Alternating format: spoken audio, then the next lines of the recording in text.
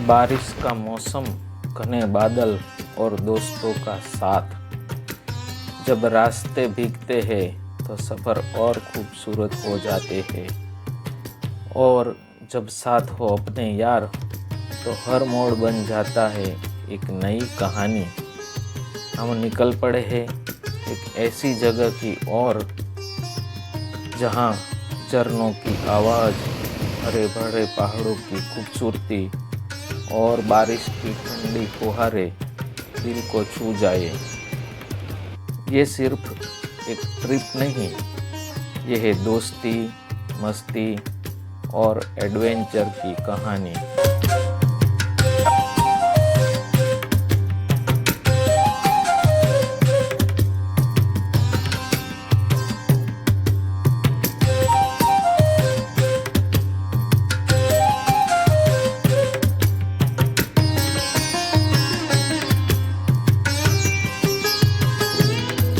पहले दिन हम भावनगर गुजरात से निकल के बीच में सापुतारा देख के नासिक पहुंच जाएंगे, जो कि भावनगर से 568 किलोमीटर दूर है। भावनगर से मैं और मेरे साथ 3 दोस्त रात को 10 बजे निकले थे। जैसे ही सुबह हुई हम पहुंच चुके थे डांग के जंगल में।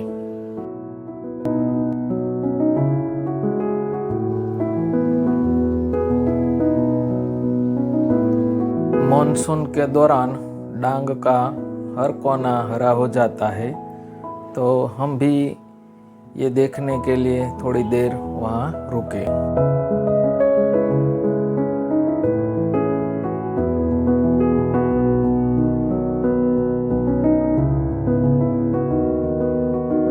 मौसम इतना सुहाना था कि चारों तरफ बस हरियाली ही हरियाली, बारिश से भीगे हुए रास्ते और सुकून का एहसास हो रहा था।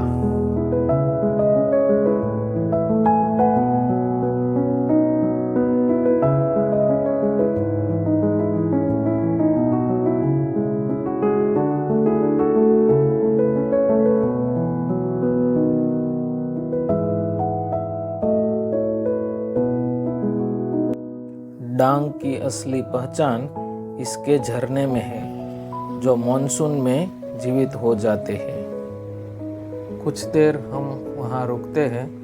रास्ते में जो भी नदी, झरना और नेचुरल व्यू पॉइंट आते हैं, वो देखते देखते हम आगे बढ़ रहे हैं।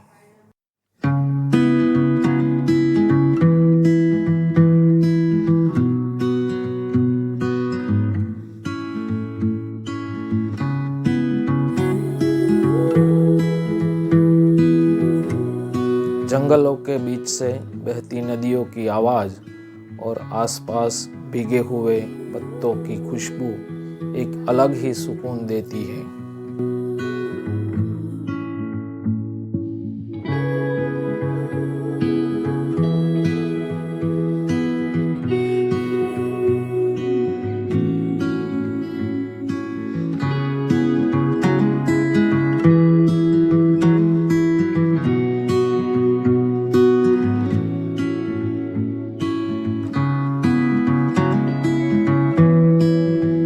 रास्ते में हमने एक छोटी सी चाय की दुकान पर टी ब्रेक लिया और यहाँ से भी नज़ारा इतना खूबसूरत दिखता था कि हम चाय की चुस्की लेते लेते ये नज़ारे देख रहे थे।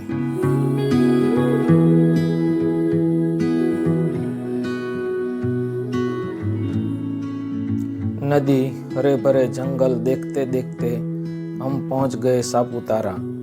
मानसून फेस्टिवल होने की वजह से भीड़ थोड़ी ज़्यादा थी।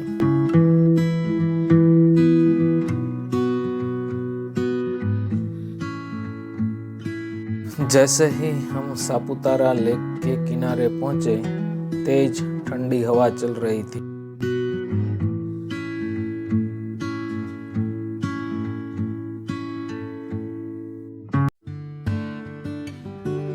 अब हमारा प्लानिंग था टेबल टॉप देख के शाम तक नासिक पहुंच जाए।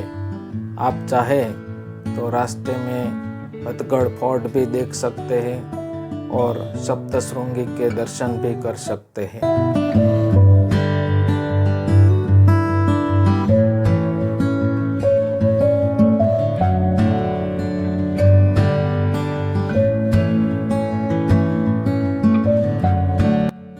जैसे जैसे टेबल पॉइंट नज़दीक आ रहा था, बादल जमी पर उतर आते दिखे, तो हमने भी अपनी गाड़ी रोकी और नीचे उतरते ही हम जैसे बादलों के बीच आ गए हैं ऐसा एहसास हुआ।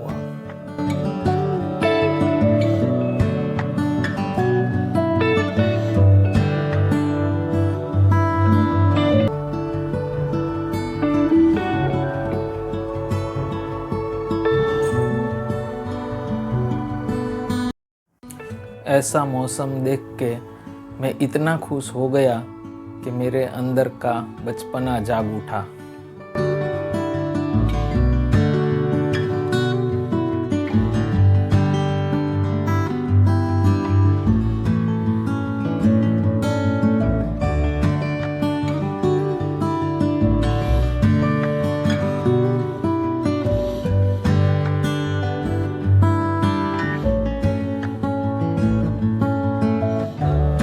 शाम होते ही हम नासिक पहुंच गए। नासिक में हम सबसे पहले सोमेश्वर वाटरफॉल देखने गए, जो कि गोदावरी नदी पर स्थित है। यह एक पिकनिक स्पॉट भी है नासिक वासियों के लिए।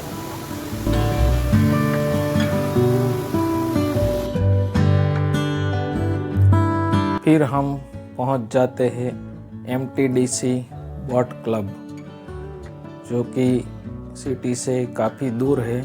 प्राइवेट व्हीकल से ही यहाँ पहुँचा जा सकता है। यहाँ एक कैफेटेरिया भी है। मॉनसून की वजह से बोटिंग तो अभी बंद थी, लेकिन जब मॉनसून नहीं होता है तो यहाँ बोटिंग और स्पोर्ट्स एक्टिविटी भी होती है। रात को हम पंचवटी पहुँचते हैं। गणेश उत्सव होने की वजह से हमें गणपति बापा के दर्शन भी हो गए। पंचवटी में आप रामकुंड और आसपास के मंदिरों के दर्शन भी कर सकते हैं। और हमारे पास टाइम नहीं था, आप दूसरे दिन के लिए त्र्यंबकेश्वर मंदिर और गोंडेश्वर मंदिर भी देख सकते हैं। आज हम जा रहे हैं महाराष्ट्र के एक हिडन पैराडाइज भंडारदारा। ये नासिक से 73 किलोमीटर दूर है। नासिक से इगतपुरी के रास्ते में एक घोटी फाटा आता है, वहाँ से एक रास्ता भंडारदारा की ओर जाता है और यहाँ से इसका अंतर 38 किलोमीटर है। जैसे जैसे हम भंडारदारा के नज़दीक पहुंच रहे थे, नेचर का व्यू और भी खूबसूरत होता जा रहा था। चारों तरफ हरे भरे पेड़, बादल और हल्की बूंदाबारी शुरू थी। भंडारदारा, जो कि जाना जाता है द लैंड ऑफ वाटरफॉल्स के लिए, ये एक ही ऐसा मॉनसून का प्लेस है जहाँ हम फैमिली के साथ भी जा सकते हैं। यहाँ सभी ट्रैक है वो इजी ट्रैक है। भंडारदारा एक्चुअल में कलसूबाई हरिश्चंद्रगढ़ सेंचुरी के अंदर आता है, इसलिए आप जितना भी हो सके अर्ली मॉर्निंग वहाँ पहुँच जाए तो आप सभी प्लेसेस अच्छी तरह से देख सकेंगे।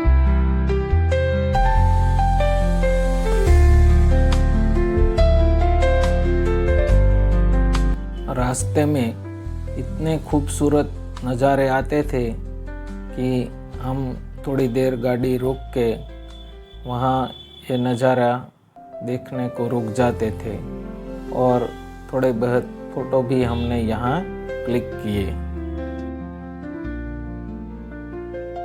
सबसे पहले आज हम जा रहे हैं रंधा वाटरफॉल।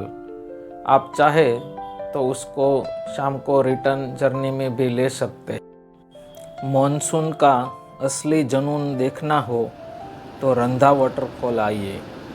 ये सिर्फ वाटरफॉल नहीं, इसमें प्रकृति का पावर दिखता है। प्रवर नदी जब 170 फुट नीचे गिरती है तो उसकी आवाज़ मीलों दूर तक सुनाई देती है। बूंदों का धुआं हवा में उड़ता हुआ और हम बस खड़े देखते रह जाते हैं।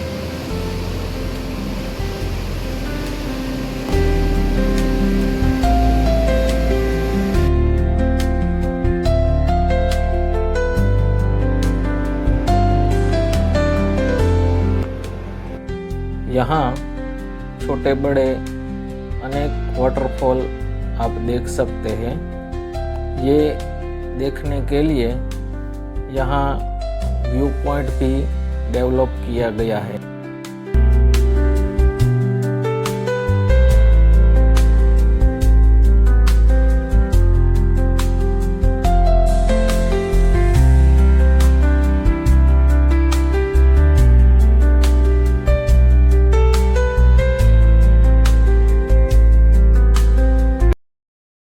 फिर हम सेंचुरी में गए हैं, जहाँ पर पर्सन 30 रुपये और पर व्हीकल 100 रुपये टिकट है। सेंचुरी में एंटर होते ही पूरा एटमॉस्फेयर बदल गया। हमें कई सारे वाटरफॉल दिखे, तभी हमें मालूम हुआ कि इसे लैंड ऑफ वाटरफॉल क्यों कहा जाता है।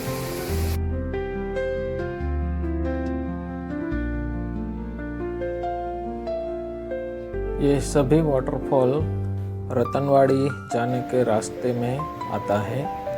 पहले हम जा रहे हैं वसुंधरा वाटरफॉल, जो कि रास्ते से 800 मीटर की दूरी पर है और बहुत ही इजी ट्रैक है। थोड़ी थोड़ी बारिश अभी भी शुरू थी तो हमने रेनकोट पहन लिया और यहाँ से आगे कोलतंबे वाटरफॉल जा सकते हैं और सीधा जाएंगे तो वसुंधरा वाटरफॉल आएगा।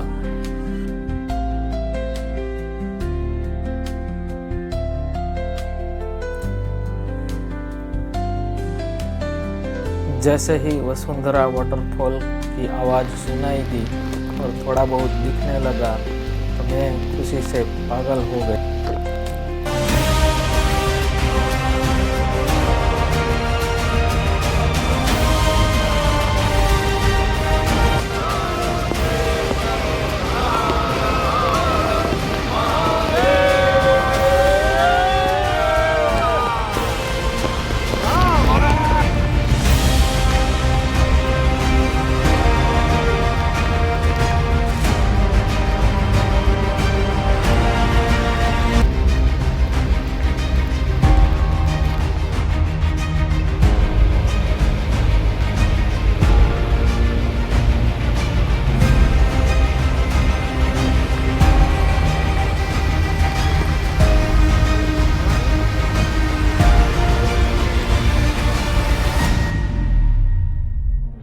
वसुंधरा वाटरफॉल में कुछ देर टाइम स्पेंड करने के बाद अब हम जा रहे हैं कोलतंबे वाटरफॉल, जो कि बाहुबली वाटरफॉल के नाम से भी जाना जाता है, क्योंकि इसका फ्लो सबसे ज़्यादा है।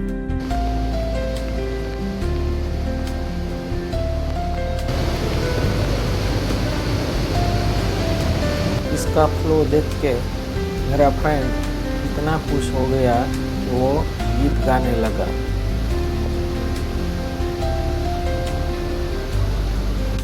फिर हम नाहनी वाटरफॉल गए। नाहनी वाटरफॉल जाने के लिए एक ऐसा ब्रिज बनाया हुआ है, वहाँ से भी आप वाटरफॉल देख सकते हैं और वाटरफॉल को पीछे से भी आप देख सकते हैं। रास्ते में थोड़ा ही आगे बढ़े थे तभी हमें नेकलेस वाटरफॉल देखा, जो कि एक हार की तरह दिख रहा है, इसलिए उसे नेकलेस वाटरफॉल कहते हैं। भंडारदारा के ये सभी वाटरफॉल मानसून में ही दिखते हैं, इसलिए आप मानसून में ही प्लान बनाइए। अब हम जा रहे हैं रतनवाड़ी गांव में स्थित काले पत्थरों से बना हुआ भव्य अमृतेश्वर मंदिर देखने, जो कि बहुत पुराना मंदिर है। काले पत्थरों से हेमाड़पंथी स्टाइल में ये मंदिर बना हुआ है।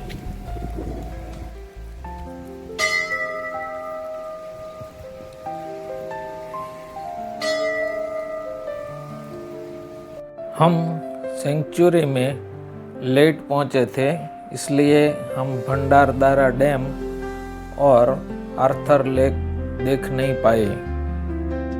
और आप यहाँ नाइट स्टे करते हैं तो दूसरे दिन रिवर्स वाटरफॉल और संधान वैली भी देखने जा सकते हैं। नाइट स्टे के लिए काफ़ी सारे रिजॉर्ट, बजट स्टे और लेक साइड कैंपिंग भी उपलब्ध है।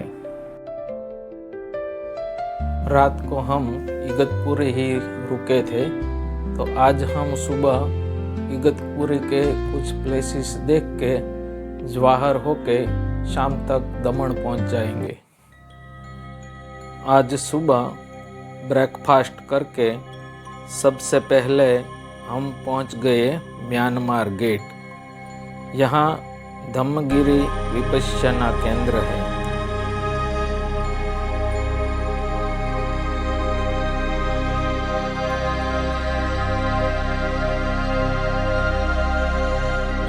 कैंपस के अंदर शांति बनाए रखिए।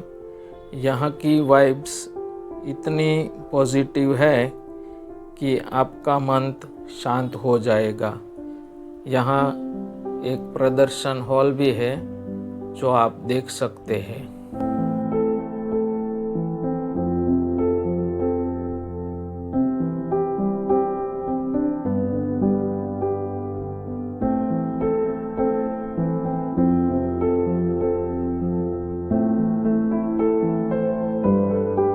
शांति के बाद अब बारी है कुदरत के विशाल रूप को देखने की। म्यांमार गेट से बस कुछ ही दूरी पर भंडारदारा जाने का दूसरा रास्ता है, वहीं बावली डैम आया है।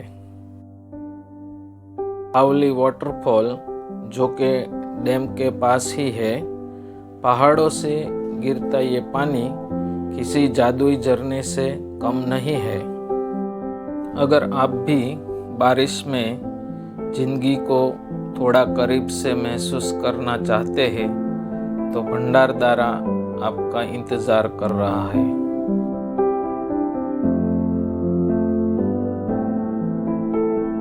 फिर हम कसारा घाट से होते हुए आगे जवाहर का रास्ता आता है। वो रास्ता छोटा है लेकिन काफ़ी खूबसूरत रास्ता है।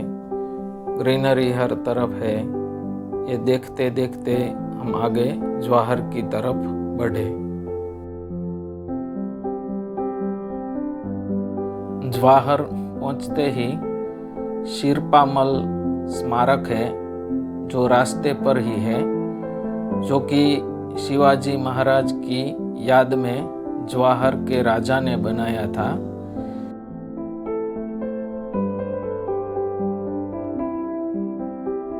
रास्ते में फुल मौज मस्ती और एंजॉय करते, गाना गाते हुए हम शाम तक दमन पहुंच गए।